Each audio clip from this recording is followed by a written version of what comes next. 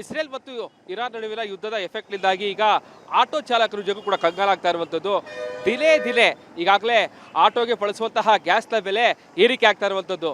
ತುಷಾಸ ಗಮನಿಸ್ತಾ ಇರ್ಬೋದು, ಮೈಸೂರಿನ ಈಗಾಗಲೇ ಏನು JP ಫಾರ್ಚೂನರ್ ಹೋಟೆಲ್ ಪಕ್ಕದಲ್ಲಿ ಬರುವಂತಹ ಏನೊಂದು LPG ಸೆಂಟರ್ ಇದೆ, ಆಟೋಗೆ ಹಾಕುವಂತಹ LPG ಗ್ಯಾಸ್ನ ಬಂಕ್ ಏನಿದೆ, ಆ ಒಂದು ಬಂಕ್ನಲ್ಲಿ ನಿಜಕ್ಕೂ ಗಮನಿಸ್ತಾ ಗೊತ್ತಾಗುತ್ತೆ.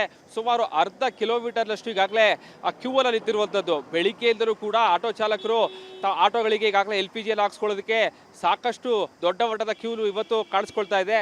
ನಮ್ಮ ಜೊತೆಗೆ ಮಾತಾಡೋದಕ್ಕೆ ಆಟೋ ಚಾಲಕರನ್ನ ಮಾತಾಡಿಸ್ತಾ ಹೋಗ್ತೀನಿ. 300 ರೂಪಾಯಿಗೆ ಮೂರು ಲೀಟ್ರು ಅಷ್ಟೇ. ಎಷ್ಟು? 3 ಲೀಟ್ರು 300 ರೂಪಾಯಿ.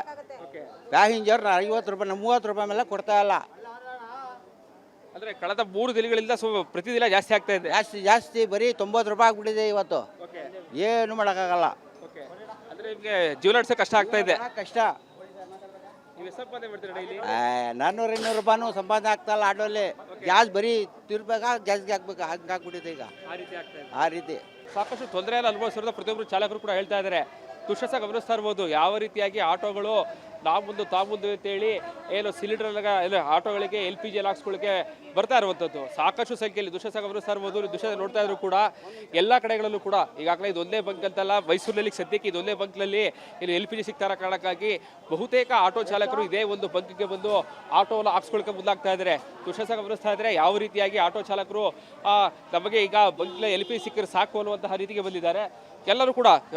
ಸರ್ ಈಗ ಎಲ್ಲೂ ಕಡೆ ಸಿಗ್ತಾಯಿಲ್ಲ ಸರ್ LPG ಅಂತ? ಸಿಗ್ತಾಯಿಲ್ಲ ಸರ್, ಇದೊಂದೇ ಕಡೆ ಸಿಗ್ತಾ ಇರೋದಾ? ಇದೊಂದೇ ಕಡೆ ಇವತ್ತು ಸಿಗ್ತಾ ಇರೋದು. ಮನೇಲಿ ಇವತ್ತು ರೇಟ್ ಜಾಸ್ತಿ ಆಗಿದೆ, ನಿನ್ನೆ ನೋಡಿಲ್ಲ, ಇವಾಗ ನೋಡ್ಬೇಕು ಸರ್. ಕಷ್ಟ ಆಗ್ತಾ ಇಲ್ಲ ಸರ್ ಅಂತ? ತುಂಬ ಕಷ್ಟನೇ ಸರ್. ಎಷ್ಟು ಸಂಪಾದನೆ ಮಾಡ್ತೀರಾ ಡೈಲಿ? ಸರ್ ಮಾಡ್ತಿದ್ದೋ ಒಂದು 600-700 ಗಂಟೆ ಮಾಡ್ತಿದ್ದೋ, ಇವತ್ತು ಅದು ಮಾಡೋಕ್ಕಾಗ್ತಾ ಇಲ್ಲ.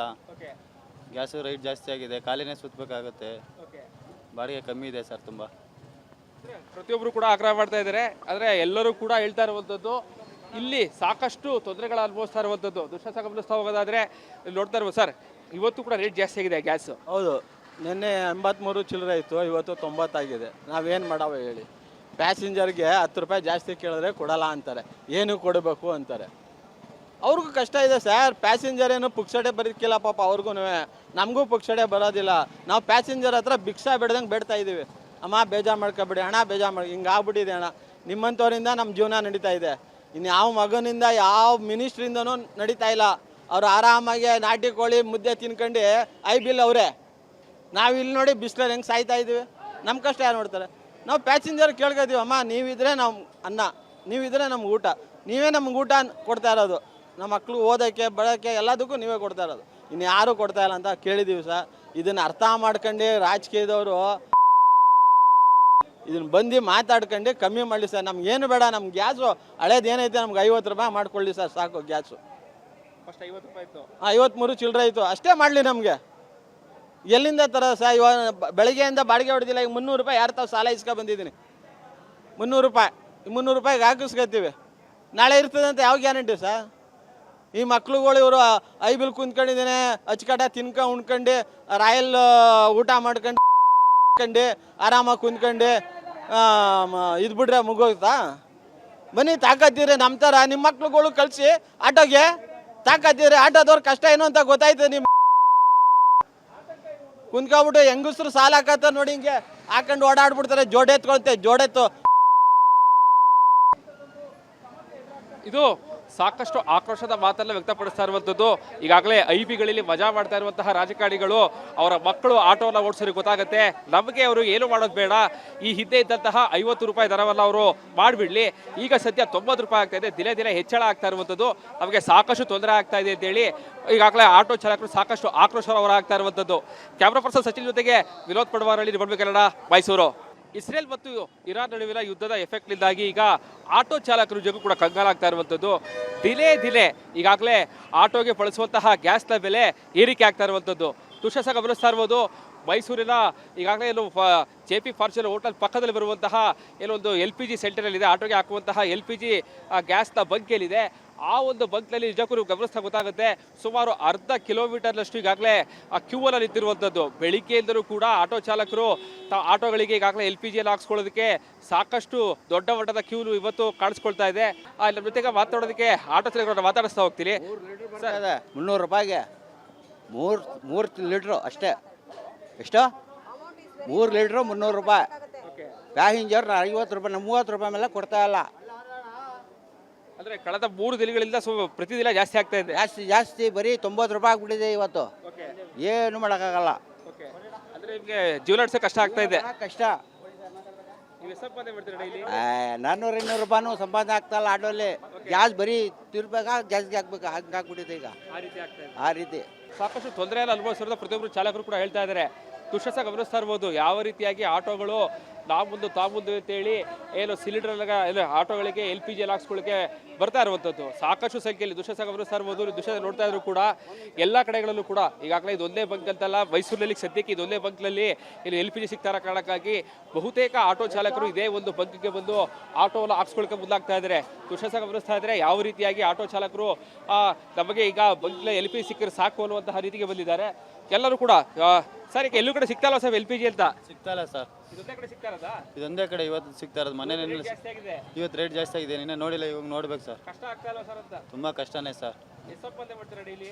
ಸರ್ ಮಾಡ್ತಿದ್ದೋ ಒಂದು 600-700 ಗಂಟೆ ಮಾಡ್ತಿದ್ದೋ, ಇವತ್ತು ಅದು ಮಾಡೋಕ್ಕಾಗ್ತಾ ಇಲ್ಲ.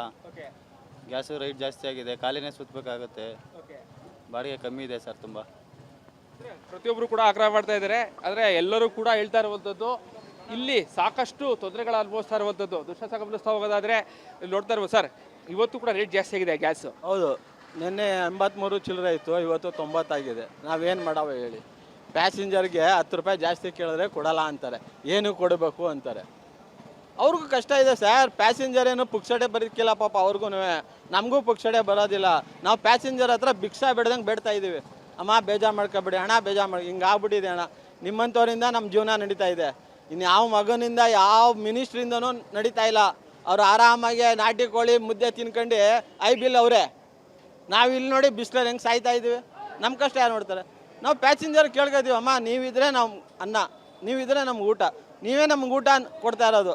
ನಮ್ಮ ಮಕ್ಕಳು ಓದೋಕ್ಕೆ ಬರೋಕ್ಕೆ ಎಲ್ಲದಕ್ಕೂ ನೀವೇ ಕೊಡ್ತಾ ಇರೋದು, ಇನ್ನು ಯಾರೂ ಕೊಡ್ತಾ ಇಲ್ಲ ಅಂತ ಕೇಳಿದ್ದೀವಿ ಸರ್. ಇದನ್ನು ಅರ್ಥ ಮಾಡ್ಕೊಂಡು ರಾಜಕೀಯದವರು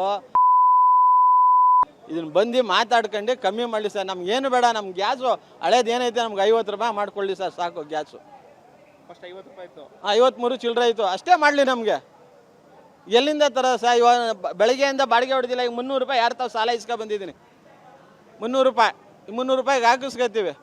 ನಾಳೆ ಇರ್ತದೆ ಅಂತ ಯಾವ ಗ್ಯಾರಂಟಿ ಸರ್? ಈ ಮಕ್ಳುಗಳು ಇವರು ಬಿಲ್ ಕುಂತ್ಕೊಂಡಿದ್ದೇನೆ, ಅಚ್ಚಕಟ ಉಣ್ಕೊಂಡು ರಾಯಲ್ ಊಟ ಮಾಡ್ಕೊಂಡು ಆರಾಮಾಗಿ ಕುಂತ್ಕೊಂಡು ಇದು ಬಿಡ್ರೆ ಮುಗೋಗ್ತಾ? ಬನ್ನಿ ತಾಕತ್ತೀರಿ ನಮ್ಮ ಥರ ನಿಮ್ಮ ಮಕ್ಳುಗಳು ಕಳಿಸಿ ಆಟೋಗೆ. ತಾಕತ್ತೀರಿ, ಆಟೋದವ್ರ ಕಷ್ಟ ಏನು ಅಂತ ಗೊತ್ತಾಯ್ತು. ನಿಮ್ಮ ಕುಂತ್ಕೊಬಿಟ್ಟು ಹೆಂಗಸ್ರು ಸಾಲ ಹಾಕತ್ತ ನೋಡಿ, ಹಿಂಗೆ ಹಾಕೊಂಡು ಓಡಾಡ್ಬಿಡ್ತಾರೆ. ಜೋಡೆತ್ತು ಇದು ಸಾಕಷ್ಟು ಆಕ್ರೋಶದ ಮಾತನ್ನ ವ್ಯಕ್ತಪಡಿಸ್ತಾ ಇರುವಂಥದ್ದು.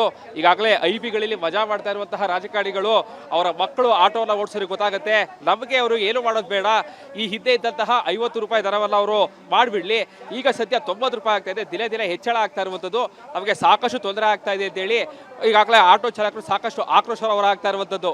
ಕ್ಯಾಮ್ರಾ ಪರ್ಸನ್ ಸಚಿನ್ ಜೊತೆಗೆ ವಿನೋದ್ ಪಡ್ವಾರಳ್ಳಿ, ರಿಪಬ್ಲಿಕ್ ಕನ್ನಡ, ಮೈಸೂರು.